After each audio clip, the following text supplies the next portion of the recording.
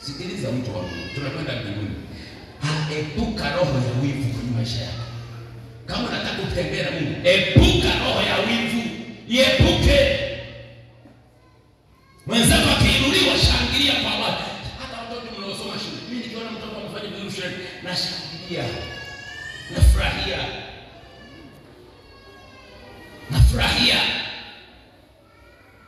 Kama Pastor Msangilia alikuwa anainua watoto wake, mambo na madaktari wao. Wengine mioyoni mwao anatuonyesha tufanyeje sasa. Madaktari wa nyumbani kwa. Ana alikosea nini? Sina mchungaji tu. Anamshukuru Mungu atakusomesha hapo. Kumshukuru Mungu tu.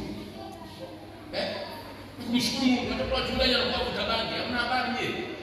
Bangi anakula bangi na gitaiza anapiga kuliko wote. Lakini anakuta bangi. Hamuoni